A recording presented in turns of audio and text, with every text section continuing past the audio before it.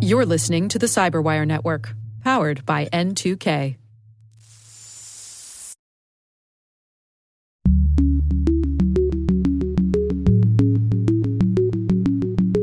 It's an interesting moment in time right now to try and get a sense of what the governance regime looks like. And from a border technology perspective, there is not a lot of lawmaking. But I think we can even extend that into the conversation around tech governance generally. Hello, everyone, and welcome to Caveat, N2K Cyberwire's privacy, surveillance, law, and policy podcast. I'm Dave Bittner, and joining me is my co-host Ben Yellen from the University of Maryland Center for Health and Homeland Security. Hey there, Ben. Hello, Dave. On today's show, Ben has an update on the effort to ban TikTok in the United States. I've got the story of the NYPD using citywide surveillance to help catch the United Healthcare CEO killer. And later in the show, my conversation with Petra Molnar, Harvard faculty associate, lawyer, and author of the newly released book, The Walls Have Eyes: Surviving Migration in the Age of Artificial Intelligence. While this show covers legal topics and Ben is a lawyer, the views expressed do not constitute legal advice. For official legal advice on any of the topics we cover, please contact your attorney.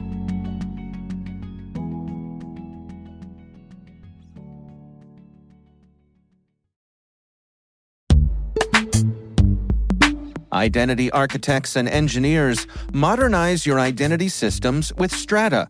Integrate legacy apps with any IDP, ensure seamless identity failover, and apply MFA without touching app code. Strata offers robust, efficient identity management, reducing tech debt and enhancing security. Gain peace of mind and operational efficiency with Strata's comprehensive solutions. Visit strata.io/cyberwire, share your biggest identity challenge, and enjoy free AirPods Pro. Optimize your identity solutions today. Visit strata.io/cyberwire. And our thanks to Strata for being a longtime friend and supporter of this podcast. All right, Ben, lots to share this week. Why don't you start things off for us here? So I'm not sure it's really gotten into people's heads that TikTok might be banned in a month and a half in the United States. Okay. And we got a really critical update on that from the District of Columbia Circuit Court of Appeals, which upheld the law that was passed earlier this year that would ban TikTok unless they are purchased by a U.S. entity. So unless ByteDance divests in the company, ByteDance being a company that at least allegedly is controlled by the Chinese government. Right. So the way the law works is that TikTok will be banned in app stores as of January 19th. If Apple or Google has the application in their app stores after that time, they will face significant penalties. Of course, the question is whether this law is going to be enforced in the first place, and I think that's something that we'll get into. The president at that time, which will still be Joe Biden. By one day, right? By Isn't one day, day? has the option of, if he thinks that there's a chance for divestment from ByteDance, then he can extend the deadline by 90 days. And obviously, they picked that January 19th date for that purpose. Okay. So this case went directly to the D.C. Circuit Court of Appeals. I know we covered it when we were talking about oral arguments, and it seemed like TikTok might fare poorly, and it turns out that they did fare rather poorly. This is a 3-judge panel, 2 Republican appointees, 1 Democratic appointee. The decision was written by Senior Judge Douglas Ginsburg, who I think we mentioned last time was a Supreme Court nominee briefly in the 1980s. Before he was caught for smoking marijuana. How dare he? Oh, how things change. Yeah. So we're talking about, 35 some odd years ago. And our standards have drastically shifted. Yeah. But he wrote this opinion and basically said that Congress did its homework. If I had to boil down the crux of the decision here, that's what he's saying. In order to pass any restriction on speech, there is going to be a heightened level of scrutiny on that law. Now, there's a question as to whether intermediate scrutiny applies or strict scrutiny applies. If it is a content-neutral restriction on speech, generally intermediate scrutiny applies and the government would have a better chance of winning that case. Example, please? So a content-neutral restriction on speech would be nobody is allowed to stand outside a private residence with a bullhorn at 3 a.m. I see. It has nothing to do with what you're saying. You could be reading the phone book or you could be talking about Israel and Palestine. Right. A content-based restriction on speech is the opposite, where you are restricting the speech based on its content. We've never had a case like this, and I think it's actually legitimately unclear whether this is a content-neutral or content-based restriction on speech. It's content-neutral in the sense that all of TikTok would be banned. So whether you're making videos on your favorite musicians or you're making videos on the Chinese government and their spying techniques, if the law goes into effect, that will be disallowed, no matter what the speech is. But there are other elements to this law. One of the justifications is that we're worried about China kind of having malign influence and through their influence over ByteDance, messing with the algorithm so that people get more pro-Chinese content. And if that allegation is true, that would implicate a content-based restriction on speech, right? Since that's specifically about China. It's specifically about some type of content. What the court does here is say, we're just as confused as you are as to which level of scrutiny applies. So just for the sake of argument, we are going to apply strict scrutiny. Let's apply the most strict judicial standard on this law and see what happens. We're not saying that strict scrutiny should apply, but we're just going to go for it. We're gonna take the hard route here. The hard route here. Right. Okay. In order to pass strict scrutiny, the government has to have a compelling interest, and the means of achieving that interest have to be narrowly tailored to achieve that goal. Basically, there have to be no other viable alternatives. The government here has a compelling interest. We don't want China to have private information on the millions of Americans who use TikTok, and we don't want the Communist Party of China to influence us through manipulation of the TikTok algorithm. So that portion of strict scrutiny, I think, is pretty well established. The real question is, are there other ways we could achieve this goal? And I think the court is persuaded that there really aren't any other ways. This is a very specific, narrowly targeted law. It only targets this application. It doesn't target any other social media sites that are not primarily owned by Chinese companies. People have a lot of other avenues, not only for speech generally, but for the type of content that's posted on TikTok. You could use Instagram Reels or Facebook Reels. And they are persuaded that there's no other way to achieve the goal of protecting our national security other than a full ban. Everything else would be completely impractical. They look at a bunch of other alternatives. There were discussions between the government and TikTok about having this national security agreement where data would be housed in the United States and they'd get a third-party oracle to audit the data to make sure none of it was getting sent to China. The court here, as was the case in Congress, is unconvinced that that would be workable. There are too many workarounds that would allow our data to go to the Chinese government. So therefore, this law does satisfy strict scrutiny. The government or Congress put together a very robust record based on classified briefings that they've received that this is a real danger. And as a result, as of now, it appears as if TikTok is going to be outlawed in the United States by January. So I know you're going to ask what the next step is here. I'm getting really good at predicting your next questions. Am I that predictable? All right, go ahead. So I'll go there. The plaintiffs in this case, which are a bunch of TikTok users and organizations like the ACLU, obviously along with TikTok itself and ByteDance, they are going to appeal this to the United States Supreme Court. What the Supreme Court could do is issue a temporary injunction against enforcement of the law while they hear the full case on the merits. What that would mean is we would be going past that January 19th deadline. So let's say the Supreme Court weighs in on January 3rd and says, we're going to temporarily put a hold on enforcement of this law. We're going to have full oral arguments and a decision over the summer. That would be hugely significant because if that injunction is issued, the decision then falls on President-elect Trump if the law is upheld.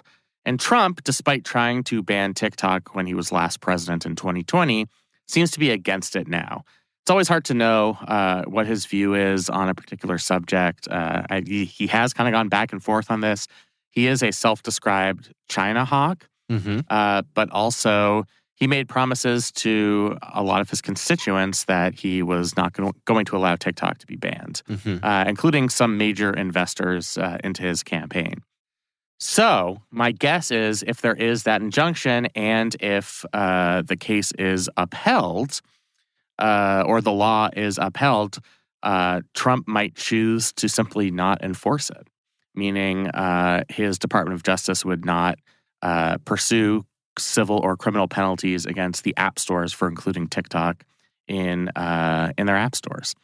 And that could be kind of a way to nullify this law without Congress having it overturned.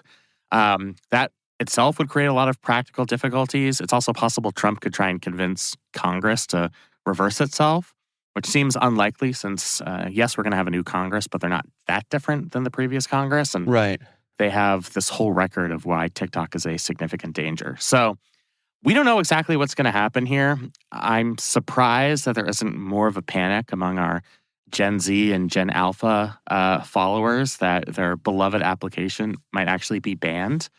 But that's where we are here with a month or so to go until that January 19th deadline. All right, I have a couple questions. All right. Do we know when the ban goes into effect, you specifically said the app comes off of the app stores. Mm-hmm. Does the app disappear off of people's mobile devices? And do they lose access to the app's central servers? I believe the way it would work practically is it's enforced through the app stores, but eventually the old versions of TikTok would become obsolete for one reason or another. Like eventually an update is required. Yeah. And if you're never able to secure that update, then the app is going to be insecure or might otherwise not qualify for use on your device. So I'm not 100% sure about this. I don't think they're going to go into your device and delete the app for you. Right. I think the way it's going to be enforced is through bans on this application being downloaded through the App Store, and they're going to hope that it just kind of takes care of itself over time. Huh. Okay. That's interesting. The other thing I've seen a lot of comment and concern about with this is how much of the backstory of this is wrapped up in classified briefings. Sure. And people saying, the senators, Congress people involved saying, we've been briefed, trust us, it's bad. Yeah. When you have a decision like this with the circuit court judges, do they get to review the classified information, or do they simply have to trust the people who tell them, trust us, it's bad? I don't believe they are privy to the same classified information that Congress is receiving.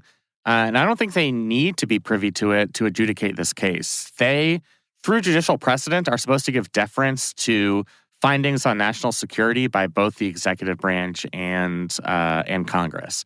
That's the way these cases have worked in the past. If there is a robust record and if Congress has sufficiently convinced the court that they've done their due diligence, even if the information is classified, I think it is customary for the courts to accept those findings. Okay. And we're relying on Congress to do that oversight. We are relying on them to do that oversight. One of the things that Judge Ginsburg said in his decision is this was a long process. There was a period of review before this legislation was passed, going back months and even years. This is a bipartisan process. It's not like Republicans narrowly passed this law and it was signed by a Republican president. We have a split Congress. The law was signed by a Democratic president. So that's more persuasive to him that this isn't some sort of partisan witch hunt. That right. Yeah. Congress really did consider the depth of this problem. And without knowing 100% of the details, they get deference as to a determination on threats to our national security. It's interesting to me. I'm thinking about oversight and I guess fairness, because let's say, for example, I think you mentioned like the ACLU is one of the plaintiffs here. Mm-hmm. Well, they don't have access to the information that they're trying to counter, right? When it comes Sure. to national security, you just have to, and I get it. I mean, there's practical limitations The here. ACLU will never accept the just trust us standard. Right. And you know what? More power to them, because Right. there has to be somebody out there who will always say, I don't trust the government to tell me the truth. Right. Because the government has lied to us in the past many times. So I'm glad that they are joining this litigation. That's not generally how it works in court, though. But yeah, I mean, if you were to look at it completely objectively, it is kind of questionable and unfair that we are just deferring to evidence that none of us have seen. Yeah. We are trusting members of Congress. I think the court is persuaded by the process, that there were these classified briefings, that it was bipartisan, that they did a long investigation, that this wasn't something that popped up in 2 to 3 weeks, that this is something that had been building for a long time. That lends credence to the idea that this is well thought out. But that's all we have. Of course, the ACLU could be right and the government could be lying to us. It's very hard to know. Yeah. Yeah. And I guess that's, it's one of those time will tell kinds of things, because we know that in the past the government has lied to us thanks to the work of folks like the ACLU and the media. Right? Yeah, and you'll note there are a lot of comments in opposition. We'll post an article in the show notes. There's a lot of comments in opposition from organizations like the ACLU and the Knight First Amendment Center at Columbia University, and a lot other electronic privacy groups, saying that despite what the court says, this is an unconstitutional burden on free speech on behalf of TikTok itself and on behalf of its users. But they lost in court, so now it will go up to the Supreme Court. I have no idea how the Supreme Court would rule on this on the merits. It's such a unique and novel case. We've never tried to do anything like this in the past. Yeah. So my guess is as good as anybody else's how this would fare at the Supreme Court. We'll just have to see if it gets there. Now, the Supreme Court could just reject the case. They could choose not to hear the case, and then the law would go into effect January 19th, and Trump would have to pull some kind of maneuver when he becomes president to resurrect this application.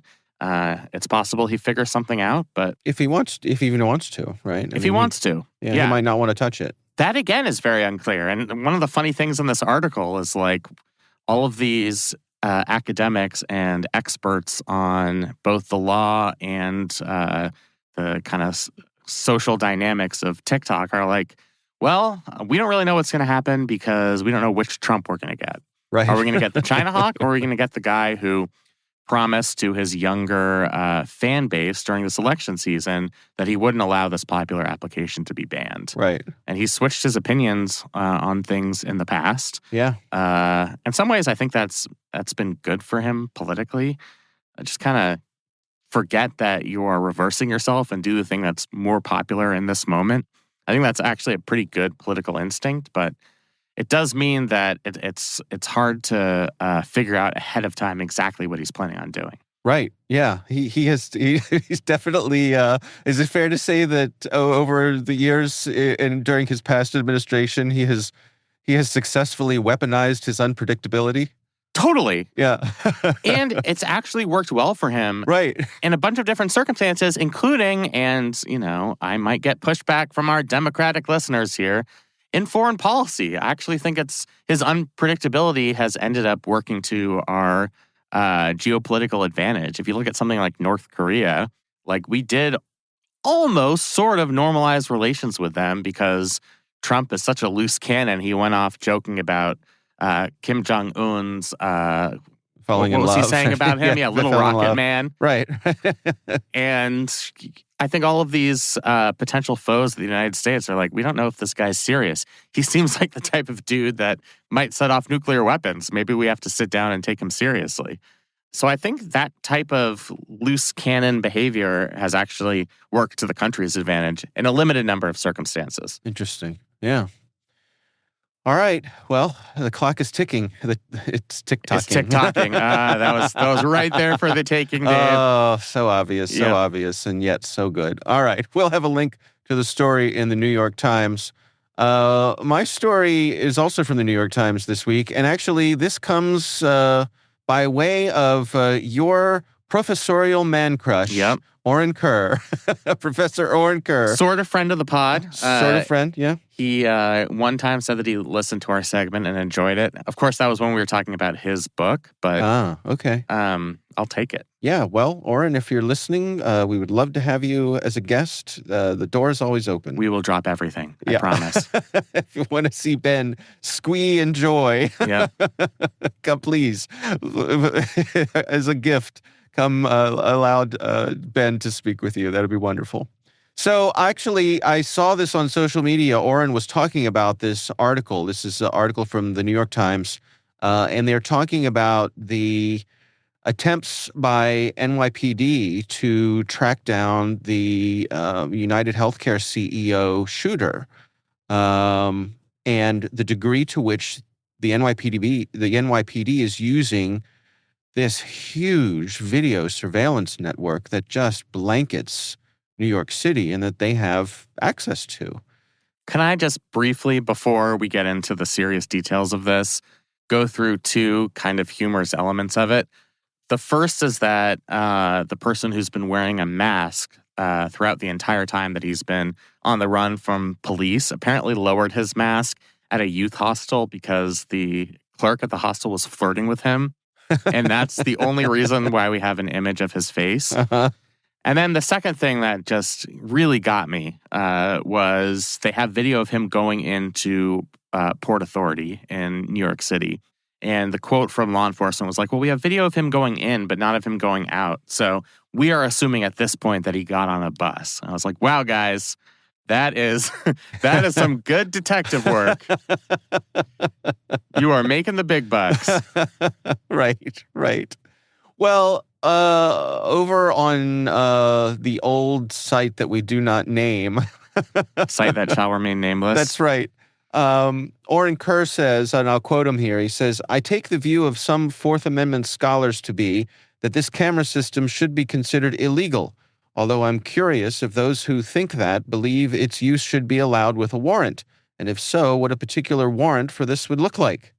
So, Ben, let's start there. The NYPD, I keep wanting to say NYPD Blue because somehow it's just programmed in my mind to connect those two words together. The NYPD has access to this network of cameras that are public and private cameras. They access the feeds to all of these. And some folks have a problem with that. What do you make of Professor Kerr's question here? I think it's a great question. There really are two questions here. The first is whether what's going on, this type of mass surveillance around New York City, qualifies as a Fourth Amendment event, if you will, a search or a seizure. Right. And that gets at whether this individual has a reasonable expectation of privacy.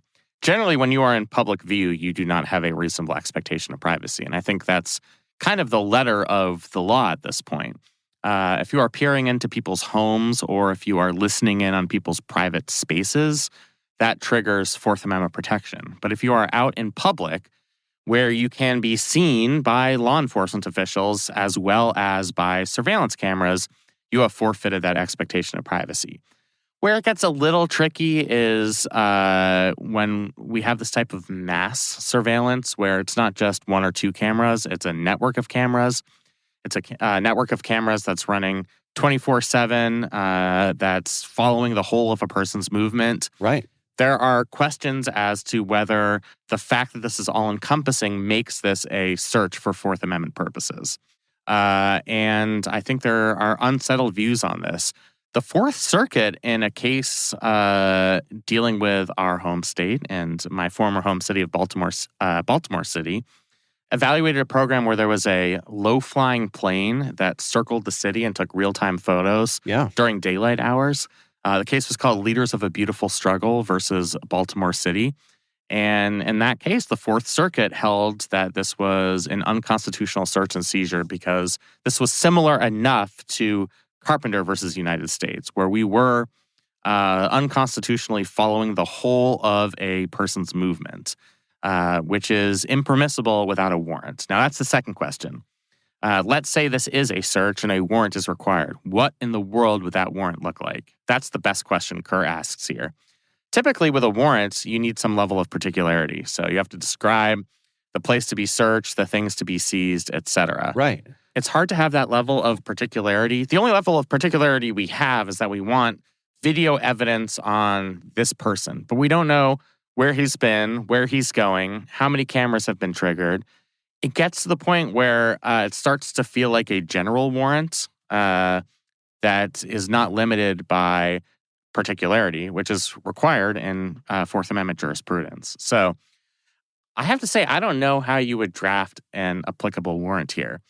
Good thing there are better lawyers out there than me who are probably figuring out a way to do it. But you have this kind of catch-22 where the particularity relates to the individual, but the Fourth Amendment requires you to describe the place to be searched or the things to be seized. And neither of those, I think you could really narrow down here, given that we have almost no information on where this guy is. So that's why it's so interesting. I don't know how you would draft a warrant in these circumstances. Huh. Yeah, I mean, they talk about the city has over 60,000 cameras that the police have access to. And they say that there are currently hundreds of detectives working on the case, going through hundreds of hours of video to get the little snippets that could be usable. I guess it's noteworthy that a case this noteworthy triggers this large a response, right?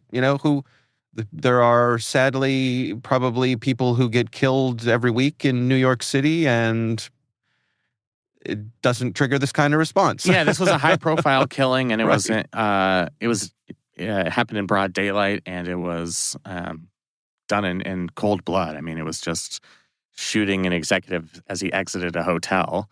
So that's obviously high profile enough that they're using all of their resources to get to the bottom of this. And we potentially still have a suspect here who's at large and armed and dangerous.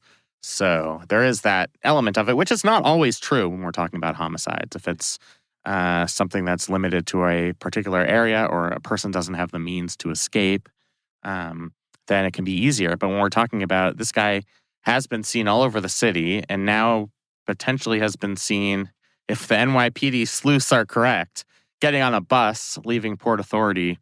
He could be anywhere in New Jersey, Connecticut, or really anywhere else around the country.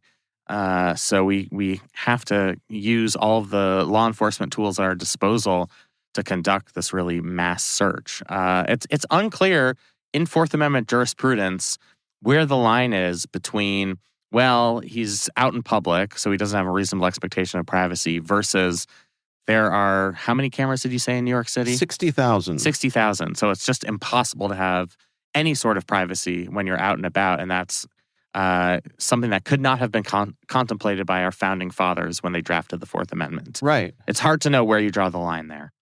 Right. And when you talk about a warrant, in the pre-camera days, it would, correct me if I'm wrong, it would not have been possible to have a warrant that says, I want to search every public place in the city. That would not meet the particularity requirement. Right. Yeah. But basically, that's what we're doing. That is exactly what we're doing. Yeah. I mean, if you look at the old British cases, it was always the king, via his subjects, requested a general warrant to go into Dave's house and see what they can find. They didn't suspect that you had anything, or they didn't put on the record that they had any suspicion. It was just, let's go to his house, and whatever's there, we'll prosecute him on it. Right. And that, I think, bears some similarity to what's happening here. It's like, it's so broad that it's every single camera in the city. That goes against the spirit of our Fourth Amendment, which calls for that level of particularity. But take away the legalese. If we have a high-profile shooting done in broad daylight, in cold blood, don't we kind of want to have this network of surveillance cameras at our disposal? Isn't it better for society? I don't think there's a great answer to that question. You have to balance the costs and benefits of it, but yeah, it's a really, really tough question. I wonder if the whole notion of a reasonable expectation of privacy needs to be revisited, because that's one of my hobby horses. Is that right? It is. Like we were talking about the thing over Baltimore with the airplane. It seems to me like one of the issues there, or maybe the key issue there, was the ability to rewind, to have basically this DVR of life. And so if you're not not expected to have privacy in public, but that was in a time when you couldn't just go anywhere and rewind everything that happened in public.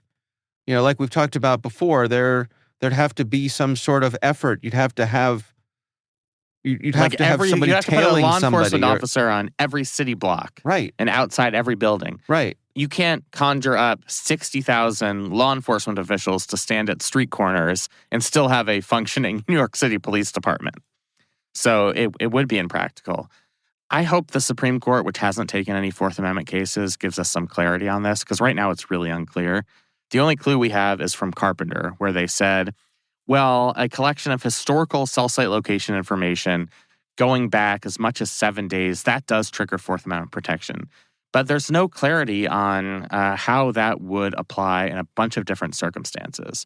And I think it's incumbent upon the Supreme Court to clarify that for us. So, Supreme Court, if you're listening, take up a Fourth Amendment case, settle this question for us, and we will be pleased to discuss it on our podcast. There you go. Just a couple other interesting tidbits from this article that I think are worth sharing. The folks from the police department say that their camera network can use search terms, in this case, things like backpack or bicycle, but they said that those types of queries turn up so many false hits that they're not particularly useful. And they also said that facial recognition software was not helpful because they do use that, but it is based on booking photos taken at arrests. So they're not accessing those for sale public databases that we've talked about. Or even in other states where you can use facial recognition based on driver's license records, which is a much easier way to do it. Obviously, if you're using it based on previous arrests, it's not going to work for someone who's never been arrested. Yeah. So that's kind of the downside of caring about the Fourth Amendment impact on the use of facial recognition software. Yeah, interesting. All right. Well, I mean, this one is going to play out. I think it's been fascinating to see the way that this has captured the public's imagination and really been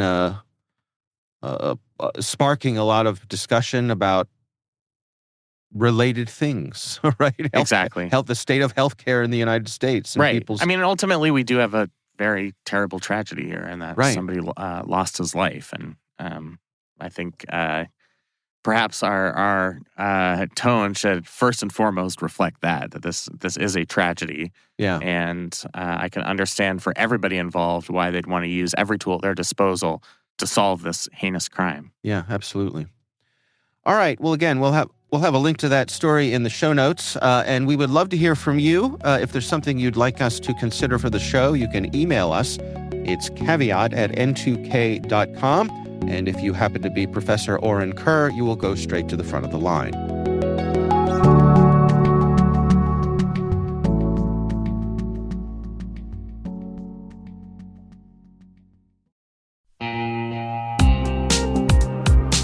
Quick question.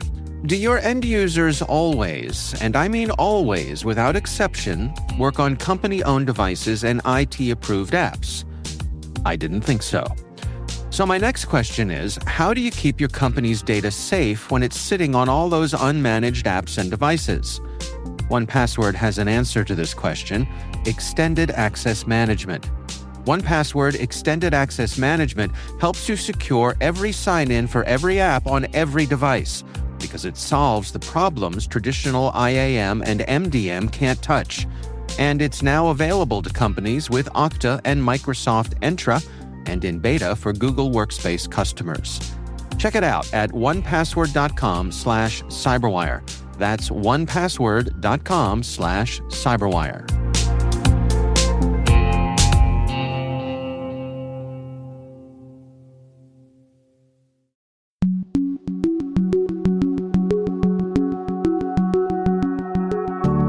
All right, Ben, I recently had the pleasure of speaking with Petra Molnar, who is a Harvard faculty associate, lawyer, and author of the newly released book, The Walls Have Eyes, Surviving Migration in the Age of Artificial Intelligence. Really interesting conversation. Here's Petra Molnar.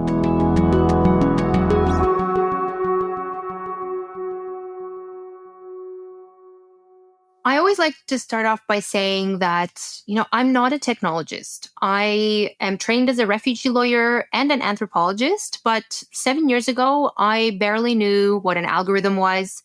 I was on Wikipedia learning about artificial intelligence, but I wasn't really thinking about technology.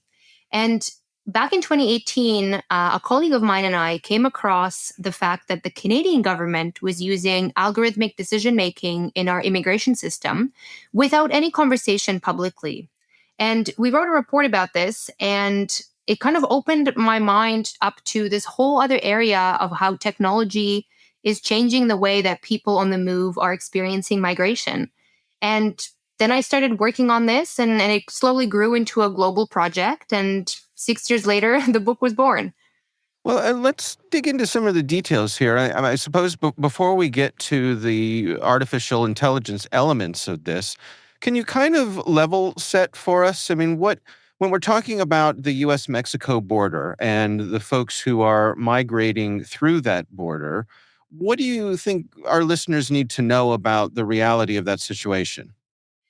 Yeah, I think that's a good place to start. There are thousands of people crossing the border, every day, and it is a situation that has been happening for many years, where people are exercising their internationally protected right to asylum, but they're increasingly coming up against unregulated and high risk technologies that are being experimented with at the border, and not just at the U.S.-Mexico border, but globally as well. And from a legal perspective, there's so much experimentation that's happening at the border with a variety of different technologies, whether that's drones, automated decision making, biometrics, but also more draconian type projects like robodogs and AI lie detectors. But right now, we don't have a lot of law or governance at all to kind of draw some guardrails or red lines under some of these extremely high risk pieces of technology.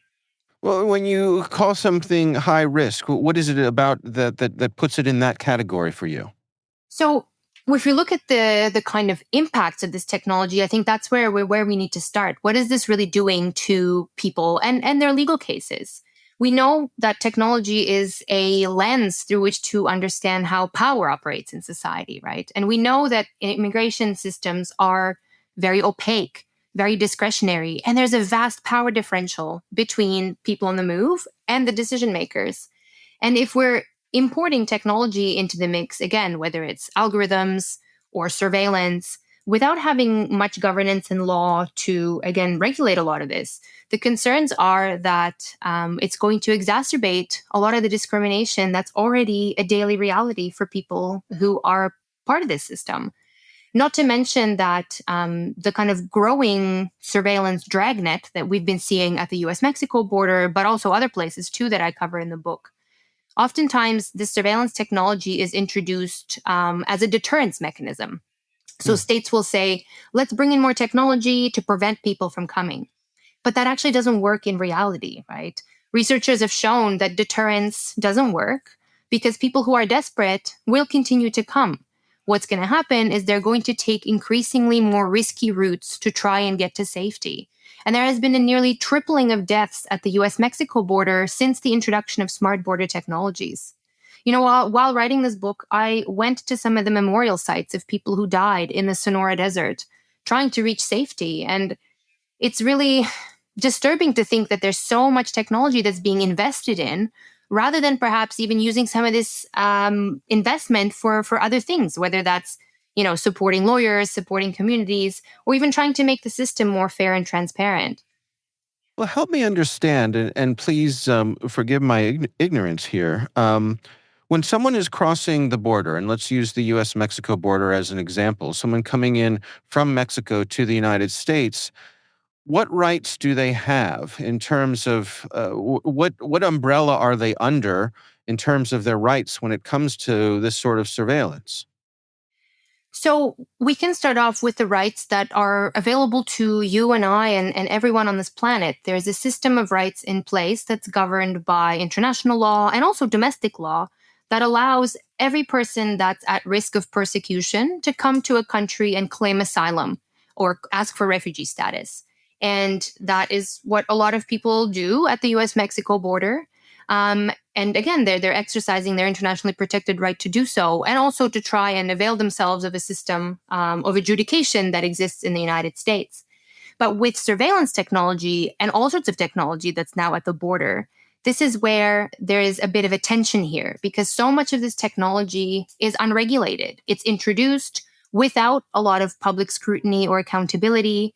A lot of us find out about it because we're either researchers or journalists or podcasters who are interested in what's happening at the border, but there isn't this kind of concerted effort for public transparency and accountability around what's even happening.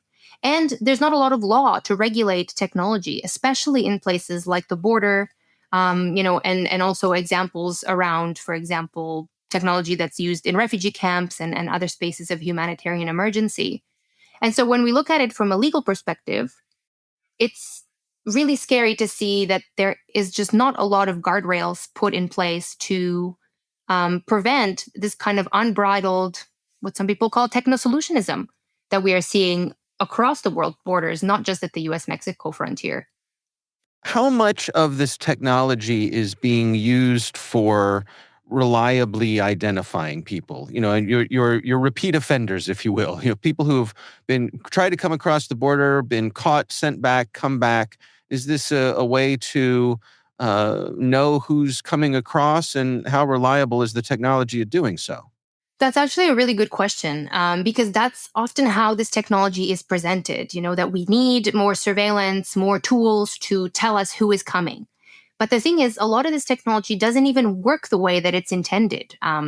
Even when you look at, for example, facial recognition technology that's been now used at the US-Mexico border through this application that's called the CBP-1 facial recognition app, which is now something that everybody has to download and use on the Mexico side if they want to claim asylum in the United States. There's been critiques upon critiques now of this application because it doesn't actually work. It doesn't work very well on people who are darker skinned. Sometimes you need a lot of, a bandwidth to be able to even download it and use it on your phone. So there is also this gap between how the technology is presented as being this kind of piece of efficiency and this problem solver, but it actually doesn't even work like that in practice. And sometimes it actually creates even more problems and more inefficiencies in the system. As you were researching for this book, were there any things in particular that surprised you that were unexpected? So many. And if you choose to read the book, you'll see that I've had some pretty surreal experiences. I think what surprised me the most, Dave, was the tremendous power that the private sector has in the conversations around what we innovate on and why. And by that, I mean, I think I just didn't realize, even as someone who's been working in migration issues, since like 2008, I didn't really realize that there is this huge border industrial complex that's worth multi-billion dollars, right? And it is this kind of industry that has grown up around the border where private sector entities get to say, well, if migration is a quote unquote problem, we have the solution. And the solution is not more lawyers or more psychosocial support, or actually helping people in their home communities and addressing the root causes of migration so people don't have to migrate, right? Instead, the solution is a robodog or a drone or an AI lie detector. So for me, it was really important to pay attention to the kind of normative power of the private sector that really gets to set the stage of what we innovate on and why, and who gets to imagine what kind of world we are building. What is the legislative status when it comes to these sorts of technologies and the border? You said there a lot of things have still undecided. Yeah, that's right. And if I put on my lawyer hat, it's an interesting moment in time right now to try and get a sense of what the governance regime looks like. And from a border technology perspective, there is not a lot of lawmaking. But I think we can even extend that into the conversation around tech governance generally. We have privacy legislation in some jurisdictions, and there have been some moves globally, such as the recently ratified European Union's Act to Regulate Artificial Intelligence, or the AI Act. It just came into force in August this year. But even something like that, and it's a big piece of lawmaking, right? Like it tries to encapsulate AI from toys to the border and everywhere in between. It just unfortunately does not go far enough to protect the human rights of people who are often on the margins of society. And I don't just mean people on the move and refugees, but also people who are in the criminal justice sector or people who are applying for welfare, for example. It's been disappointing to see, even the AI Act kind of fall flat on this. And I think it's also, again, if we're looking at it globally speaking, that act could have set a precedent for other countries like the United States and Canada and Australia to regulate in a much more stronger way. And right now, there is not an incentive to do so. Once again, I think because a lot of private sector interests are the ones who are driving policymaking and who are setting the stage on how we even think about drawing some guardrails or some red lines under some of this tech that I think makes a lot of people uncomfortable. What would you say to the folks, for example, in the U.S. Border Patrol, who they are tasked with enforcing the limits at the border? And I could imagine them saying, this technology is a force multiplier for us. It lets us do more with less and more effectively do our jobs. It seems to me like, that's a legitimate argument from their point of view. Well, what I would say to that is that we can't lose sight of the fact that there are real human beings who are at the center of all of this, right? And people who have had oftentimes to flee really difficult circumstances. I think we desperately need more humanity in the kind of conversations that we're having about the border generally, but especially when it comes to new technologies. Because again, human migration has been with us for, since time immemorial. And also, we're likely going to be seeing more and more migration in the coming decades as well. And so perhaps the conversation really needs to be about, if people are going to be migrating, how do we make sure that the system is fair, transparent, and accountable, rather than opaque, discretionary, and full of high-risk technology? Where do you suppose we're heading here? We have recently reelected president to be Donald Trump. I think we have a good idea of where he stands when it comes to the U.S.-Mexico border. What do you think that portends for the future when it comes to these technologies? Well, I don't have a crystal ball, but I do anticipate that there is going to be more and more technology that's introduced at the border as a result of this upcoming presidency. And, we've already seen signals for this, right? With the kind of space that's being made for private sector companies, in the Oval Office. Of course, Elon Musk comes to mind, but there'll be other players as well in there that are going to be kind of jostling for power and influence, and making a lot of money off of it too.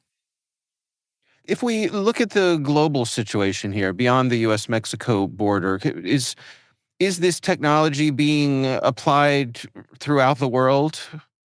Absolutely. This is really a global story. And even though, my book starts in Arizona and it's a space that I've really had the privilege of working in for a while now, it's only one piece of the story. And there's technologies that are being tested out and introduced in refugee camps in Greece, for example. I spent 3 years in Greece trying to understand this. There is different types of digital identity systems in East Africa and Kenya in particular. There's also different types of technologies that are used to automate immigration systems in Canada and Australia. Again, it's become this kind of, some people call it an AI arms race, that I think we're seeing everywhere in every sector, but it also plays out this way in immigration. It's such a charged issue, and people have strong opinions, and it just seems to me like there's a lot of emotional baggage that comes with this issue because it's so polarizing. I'm curious, do you have a message that you want to share for folks, with the expertise you have on this issue, the research that you've done for this book, being a lawyer who's in this world all the time. Are there any words of wisdom you have for folks to better understand what's going on here from your perspective as an insider? Yeah, and thanks for the opportunity to reflect on that. I mean, I think ultimately it is about that point that I tried to make earlier about not losing sight of our common humanity, and the fact that so many of us have a migration story of our own, and the fact that migration has been politicized to such an extent is actually a political project on part of different administrations, not just in the United States, but all over the world, kind of pitting ourselves against one another rather than kind of holding space for complexity and the complications of being a human being here. And the other thing I will say too is, I think perhaps, you're getting the sense that I think the border and migration spaces are important to understand in and of their own right, because again, they're opaque, they're discretionary, they're very high risk. But the thing is, border technology doesn't just stay at the border. I mentioned these robo-dogs. They were announced in a press release by the Department of Homeland Security in February of 2022. And I was literally on the sands of the Sonora Desert visiting some memorial sites of people who passed away there when this announcement was made. That was one of the surreal moments that I mentioned earlier. But a year after that, in May of the following year, the New York City Police Department, on TikTok no less, announced that they want to now be piloting robo-dogs on the streets of New York to keep New York safe. One was even painted white with black spots on it, like a Dalmatian. There is clearly this bleed over of border technology that happens in other spaces of public life, and I think that's why we need to pay attention to it.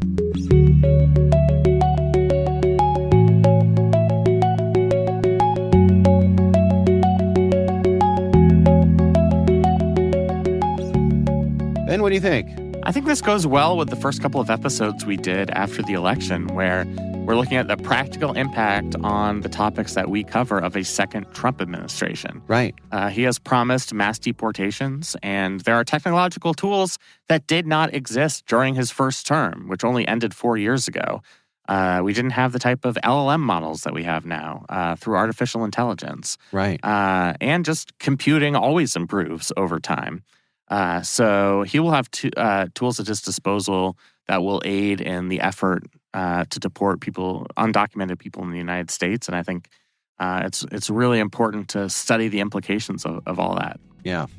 All right. Well, our thanks to Petra Molnar for joining us. Again, the book is titled The Walls Have Eyes: Surviving Migration in the Age of Artificial Intelligence.